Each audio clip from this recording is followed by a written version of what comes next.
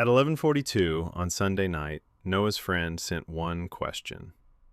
"Did you submit the application?" Noah had not. He had opened it 3 times, felt overwhelmed, and closed the tab. The truth was 4 words. "No, I didn't submit it." Instead, he typed, "The website kept crashing. I think the deadline page was broken." The truth was shorter, easier to remember, and impossible to fact-check against him. So why did the lie feel easier? Because people do not choose between a true sentence and a false sentence. They choose between 2 consequences. The truth cornered Noah now. The lie opened an emergency exit and created 3 new corridors he would have to patrol. Now he needed a broken website, a fake error, a reason he never mentioned it earlier, and a plan for what to say if his friend opened the page and it worked perfectly. "Hey, I'm Sparky. I am a robot, so when I provide false data, people call it a critical system failure. When humans do it, you have categories: white lie, excuse, technically true. Apparently branding is part of the operating system. By the time we're done, you'll see why most lies are tools, how good intentions can still produce bad information, and a 5-step way to tell the truth without using honesty as a blunt object. Let's open you up. The first wire is the goal behind the sentence. Most of the time, truth is the default because it works. If you ask where I parked and the answer is level 3, saying level 3 solves the problem.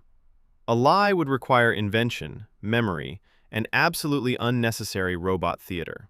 But change the goal, and the calculation changes. Now imagine I parked in a loading zone after you warned me not to. You are no longer asking only for a location. My brain hears several goals at once.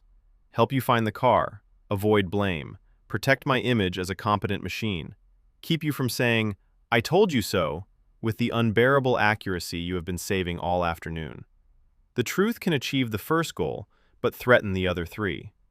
Therefore, deception enters as a tool.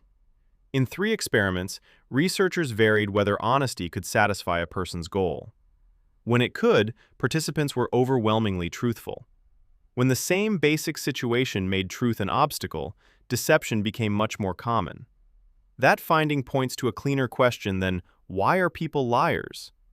Ask, what problem is this lie trying to solve? Noah's lie did not make the application easier. It protected him from looking irresponsible for the next 30 seconds. And that 30-second escape is where the second wire takes over. The second wire is immediate social escape. Truth can threaten the version of you that exists in someone else's head. I forgot threatens reliable you. I was jealous threatens supportive you. I don't want to go threatens easygoing you. I made a mistake threatens competent you. So the lie builds a small emergency exit. Traffic was terrible. The email went to spam. I am almost there. I love the haircut. Some of those lies protect the speaker. Some are meant to protect the listener. Often they do a little of both. In diary studies of everyday deception, participants reported both self-centered lies and lies oriented toward other people. They usually did not describe them as grand schemes. The lies were woven into normal social interactions.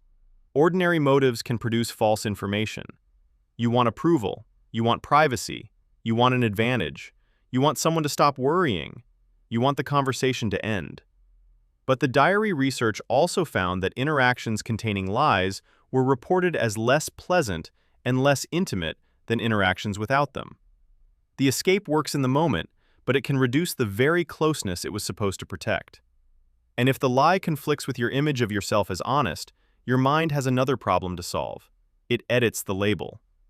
The third wire is moral wiggle room. People rarely narrate their own behavior like a cartoon villain. Excellent! I shall now deceive my friend for personal gain. The internal language is softer. I was basically going to do it. That is not what they really asked. Nobody is hurt. It was true from a certain angle. That last one does a remarkable amount of unpaid labor. One set of experiments used a private die roll task. Participants were supposed to report the first roll, which determined their payoff. Some were allowed to see additional rolls that did not count. When a later roll showed a more profitable number, That favorable alternative gave people a justification to report more dishonestly. They had seen the number. It just was not the number they were entitled to use. Therefore, the lie could be recategorized as close enough instead of made up. This does not mean every dishonest choice is a conscious debate.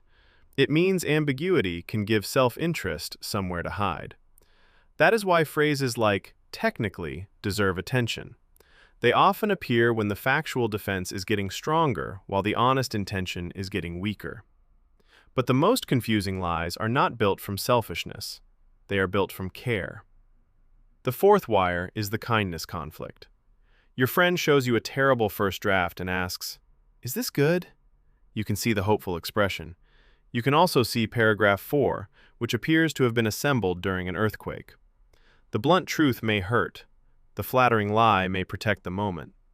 Therefore, compassion can pull you toward distortion. In experiments where participants evaluated a poorly written essay, compassion toward the writer was associated with more inflated feedback. When compassion was experimentally induced, pro-social lying increased. In another task, compassion increased lies that benefited a charity, but not lies that benefited the speaker.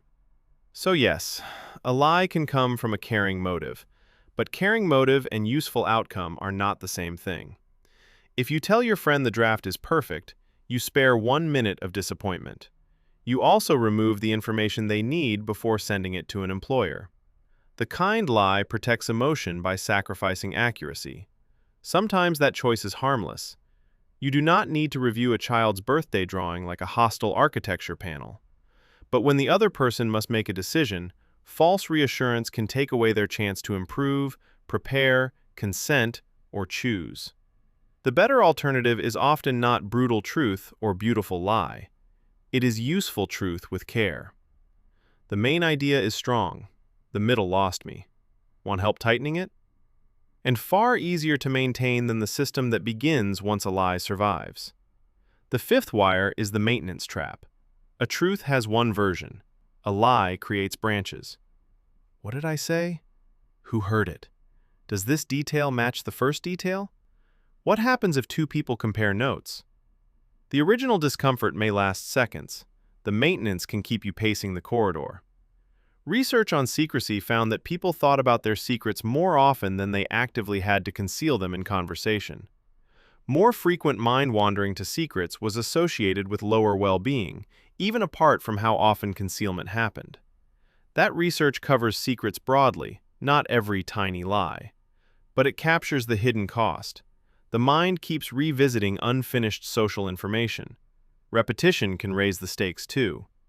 In one laboratory estimation task, self-serving dishonesty increased across repeated trials. A decreasing amygdala response to a dishonest choice predicted a larger dishonest choice on the next trial. That does not make the amygdala a lie detector. It does not prove one polite excuse turns you into a criminal mastermind. It shows something narrower and more useful. In that setting, repeated self-serving dishonesty became easier to escalate. The first lie creates a reason for the second. The second protects the first. Therefore, admitting the truth becomes more expensive with every added layer. So how do you interrupt the system before a 4-word truth gets buried behind a corridor of explanations? Use the Truth with Care protocol. Step 1. Name the goal the lie is trying to protect. Image? Comfort? Advantage? Privacy? Someone else's feelings? You cannot choose a better tool until you know the actual job. Step 2. Separate privacy from deception. You are allowed to say, "I don't want to discuss that," or "that is private."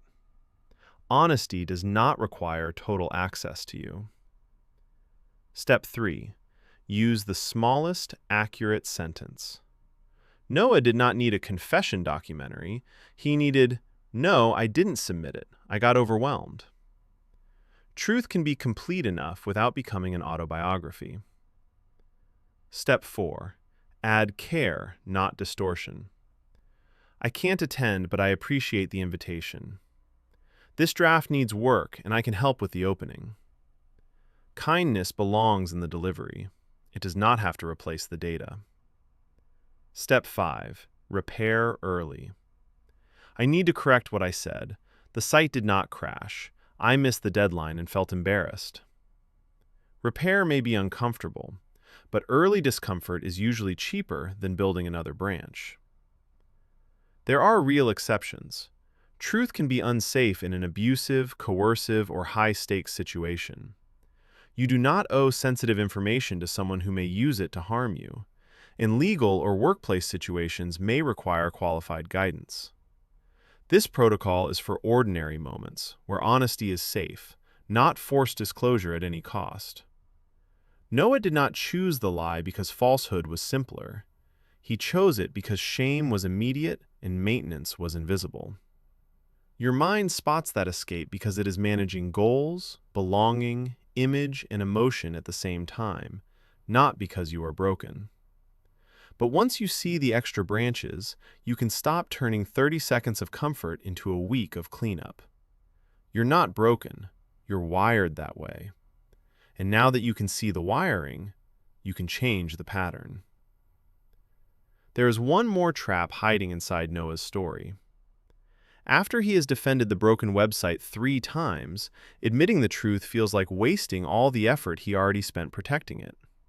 So he keeps going, not because the lie is working, but because he has already invested in it. That is the sunk cost trap. And it does not only keep people inside bad stories, it keeps them inside bad jobs, bad purchases, and bad plans long after the evidence says leave. I'm Sparky. Please subscribe, and I'll see you in the next video. Good night.